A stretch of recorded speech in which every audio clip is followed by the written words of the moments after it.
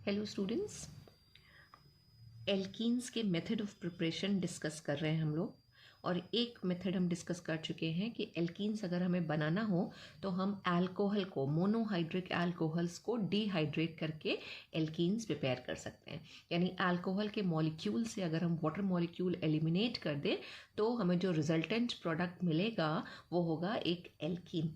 अब इसी सीरीज़ में हम अगर नेक्स्ट मेथड डिस्कस करें एल्कीन्स को प्रिपेयर करने का, तो हमारे पास एक और मेथड है डीहाइड्रो हेलोजिनेशन। अगर हम हेलो एल्केन्स यानी कि एल्काइल हेलाइड्स का डीहाइड्रो हेलोजिनेशन करें तो भी हमें एल्कीन मिलेगा।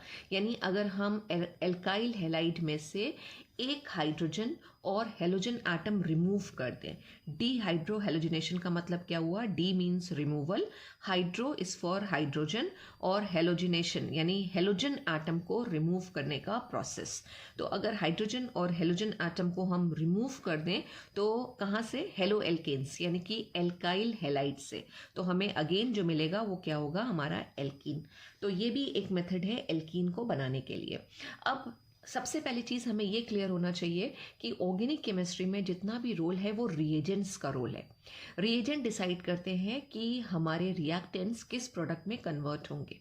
तो रिएजेंट को पहचानना आपको अच्छे से आना चाहिए।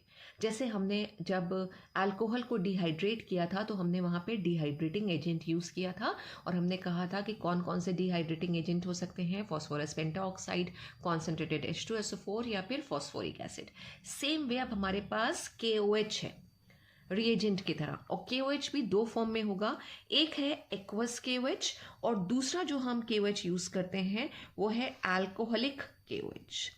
दोनों में डिफरेंस आपको समझ में आ रहा होगा कि जब हमने KOH को प्रिपेयर किया तो एक बार तो हमने वाटर में उसका सोल्यूशन बनाया, वो हो गया एक्वस KOH, और दूसरी बार में हम अल्कोहल, इथाइल अल्कोहल में सोल्यूशन प्रिपेयर कर रहे हैं, वो कहलाएगा अल्कोहलिक KOH। अब दोनों एक जैसे बिल्कुल नहीं है, दोनों में डिफरेंस आएगा। दोनों में डिफरेंस का मतलब है दोनों अलग अलग तरीके से एक रिएक्शन में अपना बिहेवियर शो करते हैं। जो एक्वस KOH है ये किस तरह की रिएक्शन देता है? ये न्यूक्लियोफिलिक सब्स्टिट्यूशन रिएक्शन देता है।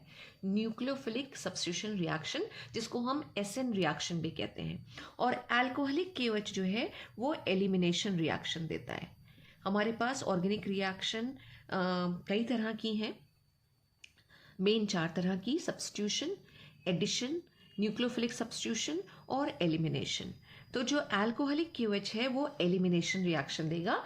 एलिमिनेशन को हमने जब अल्कोहल्स का डिहाइड्रेशन किया था तब भी देखा था कि अल्फा बीटा एलिमिनेशन होता है, राइट। और जो एक्वस KOH है ये भी डिसोसिएट होगा K+ और OH- में, राइट। और ये OH- आयंस देता है। OH- आयंस न्यूक्लियोफाइल की तरह बिहेव करते हैं। न्यूक्लियोफाइल, NU से हम न्यूक्लियोफाइल को रिप्रेजेंट करते हैं। ये हमने लास्ट चैप्टर में यानी कि GOC में इस बात को समझा था।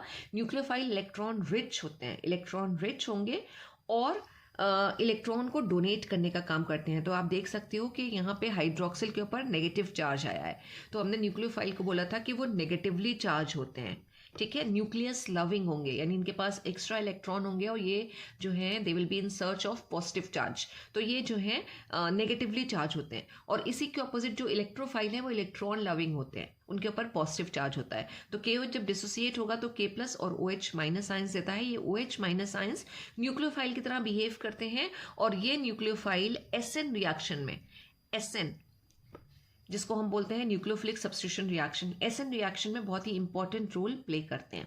ये क्या करते हैं? एल्काइल हेलाइड में से एक एल्काइल हेलाइड अगर हम यहाँ पे लिखें तो C2H5Cl यानी कि इथाइल क्लोराइड, इसमें से Cl को हटा देंगे, Cl को हटा देंगे और उसकी जगह पे हाइड्रोक्सिल आयंस ऐड हो जाएंगे। तो जो रिजल्टेंट प्रोडक्ट बन के आएगा वो होगा C2H5OH, और ये रिएक्शन किसकी प्रेजेंस में होगी? एक्वस KOH की प्रेजेंस में होगी। तो क्या बन के आया? अल्कोहल्स बन के आए। तो एल्काइल हेलाइड्स को अल्कोहल में कन्वर्ट करने का काम एक्वस KOH करता है, क्योंकि ये क्या प्रोवाइड कर रहा है? ये हाइड्रोक्सिल आयंस या OH- आयंस प्रोवाइड कर रहा है। वेयर एज अल्कोहलिक KOH क्या करेगा? ये एलिमिनेशन रिएक्शन चलाएगा। और कौन सा एलिमिनेशन होता है? हम बोलते हैं 1,2 एलिमिनेशन, 1,2 एलिमिनेशन। और या फिर इसी को अल्फा बीटा एलिमिनेशन भी कहते हैं, अल्फा बीटा और एलिमिनेशन। तो एक alcoholic QH alpha beta elimination चलाता है। तो सबसे पहली चीज़ आपको रिएजेंट क्लियर होना चाहिए कि रिएजेंट हम रिएक्शन में कौन सा यूज़ कर रहे हैं, क्योंकि वही रिएजेंट डिसाइड करेगा कि हमारे पास क्या प्रोडक्ट बन के आने हैं। तो जब हमें डीहाइड्रोहेलोजिनेशन करना है तो यहाँ पे हमें रिमूवल करना है। रिमूवल का मतलब है यहाँ पे एलिमिनेशन रिएक्शन चलेगी। एलिमिनेशन, हाइड्रोजन एटम रिमूव होगा और हेलोजन एटम रिमूव होगा। कहाँ से? हेलो एल्केन से। किन पोजीशन से रिमूव होगा? तो फंक्शनल ग्रुप के साथ, यानी अगर हमारे पास ये स्ट्रक्चर है CH3 CH2 Cl, ये एक हेलो एल्केन है या एल्काइल हेलाइड है। एल्काइल ग्रुप लगा हुआ है और हेलोजन एटम लगा हुआ है हेलाइड आयन के फॉर्म में, तो एल्काइल हेलाइड बन गया। जिस कार्बन के साथ फंक्शनल ग्रुप जुड़ा होता है वो अल्फा कार्बन या फर्स्ट कार्बन कहलाता है जब हम उसके नोमेनक्लेचर करते हैं, और उसके एडजेसेंट कार्बन बीटा कार्बन होता है। ये हमने लास्ट क्लास में समझा था। अल्फा बीटा पोजिशन से रिमूवल होना है। अल्फा पोजीशन से Cl एटम निकलेगा और बीटा पोजीशन से एक हाइड्रोजन एटम निकलेगा, और कौन से रिएजेंट की प्रेजेंस में? अल्कोहलिक KOH के साथ। जब हम इसको हीट करेंगे तो बीटा से एक हाइड्रोजन निकल गया, CH2 बचा हमारे पास, राइट। और जो अल्फा था वहां से Cl निकल गया, तो यहाँ पे भी सिर्फ CH2 बचा। अब जो एक्स्ट्रा इलेक्ट्रॉन्स थे वो डबल बॉन्ड का फॉर्मेशन करेंगे और कार्बन की वैलेंसी डबल बॉन्ड से सेटिस्फाई होगी, एंड यू कैन सी क्या बन के आ गया? एक एल्कीन बन के आ गया। एक हाइड्रोजन और जो Cl निकला था उसको जब हम लिखेंगे रिएक्शन को बैलेंस करने के लिए तो वो HCl आ जाएगा। तो कुछ ये रिएक्शन हमारे पास आ रही है जब हम अल्फा बीटा एलिमिनेशन कर रहे हैं, and as you can see alkenes बन रहे हैं। तो हम इस रिएक्शन को कंसिडर करते हैं as a method of preparation of alkene by alpha beta elimination from halo alkane. So this is a very suitable method for the preparation of alkenes from alkyl halides. तो I hope यहाँ तक बात clear हो गई होगी कि aqueous KOH substitution में help करता है और अल्कोहलिक KOH एलिमिनेशन में हेल्प करता है। अब अगर हमारे पास एक एग्जांपल है यहाँ पे, एज यू कैन से ये क्या लिखा हुआ है? 1 ब्रोमोप्रोपेन। 1 ब्रोमोप्रोपेन को अगर हम इस रिएजेंट की प्रेजेंस में हीट कर रहे हैं अप्रॉक्सीमेट 328 केल्विन पे, और आपसे पूछा जाए क्या रिजल्ट बनेगा, तो अगेन जो रोल है वो रिएजेंट का है। रिएजेंट को आपको पहचानना आना चाहिए कि हायर टेम्परेचर्स पे अगर हम हेलो एल्केन्स को या एल्काइल हेलाइड्स को हीट कर रहे हैं इन अ सोल्यूशन ऑफ, क्या है यहाँ पे? Ethanol plus sodium ethoxide. अगर हम हीट कर रहे हैं तो व्हाट विल हैपन? तो अगेन यहाँ पे जो रिएक्शन हमारी चलेगी वो एलिमिनेशन रिएक्शन होगी या 1,2 एलिमिनेशन रिएक्शन चलनी है। और जैसे ही आपको ये बात पता चलती है कि यहाँ पे 1,2 एलिमिनेशन होना है, तो आपको क्या करना है? ये अल्फा कार्बन और ये बीटा कार्बन, आपको अल्फा से Cl और बीटा से हाइड्रोजन हटाना है। तो रिजल्टेंट प्रोडक्ट यहाँ पे क्या बन के आ जाएगा? CH3CH, right. हाइड्रोजन हट गया है, CH बचा है, एंड डबल बॉन्ड आनी है यहाँ पे, डबल बॉन्ड CH2Br रिमूव हो जाएगा। तो क्या बन के आ गया? प्रोपीन बन के आ गया। तो सेकेंड चीज़ जो हमें समझनी है कि अलॉन्ग विद अल्कोहलिक KOH अगर हम सोडियम इथॉक्साइड का सोल्यूशन लेते हैं इन इथेनॉल और उसको हायर टेम्परेचर पे हीट करते हैं तो भी हमारी अल्फा बीटा एलिमिनेशन रिएक्शन चलती है। और यही अगर हमारे पास 4 कार्बन वाला एल्काइल हेलाइड हो, 1 क्लोरोब्यूटेन अगर हम लिख लें तो 1 क्लोरोब्यूटेन का स्ट्रक्चर आएगा 1 क्लोरोब्यूटेन। तो Cl लगा दिया हमने यहाँ पे, और अल्कोहलिक KOH लिख रहे हैं, तो अल्कोहलिक KOH क्या करेगा? Elimination reaction. और हमने इसको हीट किया, हमें पता है हमें क्या बनाना है, हमें यहाँ से Cl निकालना है और यहाँ से हाइड्रोजन निकालना है। क्या बन के आया हमारे पास? CH3 CH2 CH double bond CH2। क्या बना ये? बट 1 ईन बन के आ रहा है, बट 1 ईन, राइट। लेकिन यही अगर हमारा यहाँ पे रिएक्टेंट हम चेंज कर दें, इंस्टेड ऑफ 1 क्लोरोब्यूटेन अगर हम 2 क्लोरोब्यूटेन ले रहे हैं, CH3 CH2 CH के साथ Cl लगा रहे हैं और CH3, और अल्कोहलिक KOH ले रहे हैं, अल्कोहलिक KOH हीट कर रहे हैं। अभी यहाँ पे ये अल्फा है, ये बीटा है और ये बीटा है। कहाँ से आपको हाइड्रोजन हटाना है? कौन सा रूल आप लगाओगे? तो हमने लास्ट क्लास में एक रूल समझा था, सेजेफ रूल।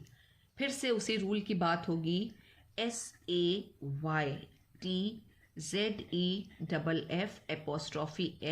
और सेजेफ रूल आ रहा है, राइट। टी इसमें साइलेंट है, सेजेफ रूल।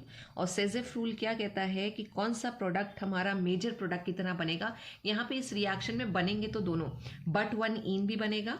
यानी अगर हमने, पहले लिख लेते हैं, CH3 CH2 CH और डबल बॉन्ड CH2, ये क्या बना है, ये बना है बट वन इन, राइट। और हमने इसके लिए किया क्या है कि हमने ये अल्फा और ये बीटा, यहाँ से एक हाइड्रोजन जब हटाया तो डबल बॉन्ड इस और इस कार्बन के बीच में आ गई और बट वन इन बना। इसी के साथ साथ एक प्रोडक्ट यहाँ पे और बनेगा, क्योंकि अल्फा कार्बन के एडजेसेंट वाले कार्बन बीटा होते हैं, तो अगर ये बीटा है और यहाँ से अगर हम हाइड्रोजन हटाएं तो प्रोडक्ट क्या बन के आएगा, CH3 CH रह जाएगा। एंड देन यहाँ से हमें क्या करना है, Cl हटाना है और ये CH3 एज इट इज रहेगा, तो डबल बॉन्ड यहाँ पर आ गई और डबल बॉन्ड यहाँ पे आ गई, तो ये क्या बन के आया, ये हुआ बट टू इन। तो सेजेफ रूल क्या कहता है, सेजेफ रूल कहता है कि अगर दो एल्कीन का फॉर्मेशन हो रहा हो तो वो एल्कीन मेजर प्रोडक्ट की तरह बनेगी जो ज़्यादा सब्स्टिट्यूटेड होगी। ज़्यादा सब्स्टिट्यूटेड का मतलब डबल बॉन्ड यहाँ पे आ रहा है और डबल बॉन्ड बीटा कार्बन ये है, तो ये ज़्यादा सब्स्टिट्यूटेड है। ज़्यादा सब्स्टिट्यूटेड का मतलब जिस कार्बन के साथ lesser number of hydrogen atom जुड़े होंगे। तो यहाँ 2 हाइड्रोजन थे इस कार्बन के साथ और यहाँ इस कार्बन के साथ 3 हाइड्रोजन थे, तो यहाँ ये ज़्यादा सब्स्टिट्यूटेड कार्बन है, डबल बॉन्ड यहाँ पे आएगी, तो जो एल्कीन मेजर प्रोडक्ट कितना बनेगी वो होगी बट टू इन। और मेजर प्रोडक्ट हमेशा हम लिखते हैं रिएक्शन में 80% और माइनर को हम लिखते हैं 20%। तो मेजर प्रोडक्ट बना बट टू इन और माइनर प्रोडक्ट बन के आया हमारे पास बट वन इन। और सभी तरीके से हमने करके देखा, हमारे पास प्रोडक्ट क्या आ रहा है, एल्कीन्स, और वही हमारा टास्क था, हमें एल्कीन प्रिपेयर करने थे। और हमने एल्कीन बनाए किससे, हमारा प्रिकर्सर मॉलिक्यूल क्या है, रिएक्शन हमने किससे स्टार्ट करी है, तो वो हमारा एल्काइल हैलाइड है जिसको हमने एल्कीन में कन्वर्ट किया है। और कौन सी रिएक्शन चलाई है, एलिमिनेशन रिएक्शन। जो मैकेनिज्म चलेगी, जो मैकेनिज्म फॉलो होगी वो होगी एलिमिनेशन रिएक्शन की मैकेनिज्म। अगर हम बात करें कौन से एल्काइल हैलाइड्स ये जो डिहाइड्रोहैलोजिनेशन है ये कितनी अच्छी देंगे, कौन से एल्काइल हैलाइड, तो जो टर्शियरी एल्काइल हैलाइड्स होते हैं वो बहुत अच्छी रिएक्शन देते हैं ये। उसके बाद आता है secondary alkyl halides, secondary alkyl halides, और सबसे कम आसानी से जो रिएक्शन होती है वो होती है प्राइमरी एल्काइल हैलाइड्स में। Primary alkyl halide, tertiary alkyl halide का हम स्ट्रक्चर बनाए तो कैसा है कि स्ट्रक्चर आ जाएगा, ये एक टर्शियरी एल्काइल हैलाइड है। और ये टर्शियरी एल्काइल हैलाइड क्यों हो रहा है, क्योंकि इसमें जो Cl एटम है वो जिस कार्बन के साथ लगा है वो टर्शियरी नेचर है, यानी उसके साथ 3 कार्बन और जुड़े हुए हैं। तो ये टर्शियरी एल्काइल हैलाइड का स्ट्रक्चर हो गया। इस टर्शियरी एल्काइल हैलाइड में हमारे पास स्टेबल कार्बोकेटायन बन के आएगा। तो बहुत ईज ऑफ डिहाइड्रोहैलोजिनेशन की जब हम बात करते हैं तो वो सबसे अच्छा जो आता है वो टर्शियरी एल्काइल हैलाइड्स में आता है। इसी तरह यहाँ पे हेलोजन एटम भी हम यूज़ कर रहे हैं, तो जो ईज ऑफ डिहाइड्रोहैलोजिनेशन होगी अलग अलग हेलोजेंस के लिए, उसमें जो ऑर्डर आएगा वो होगा आयोडाइड, देन ब्रोमाइड और फिर क्लोराइड, राइट। यानी जो आयोडाइड्स होंगे वो बहुत अच्छी रिएक्शन देंगे, उसके बाद ब्रोमाइड्स, और उसके बाद जो एल्काइल हैलाइड्स हमारे हैं उसमें आ जाएगा chloride. So this is about the preparation of alkenes from haloalkanes by which method, dehydrohalogenation. Thank you so much, students.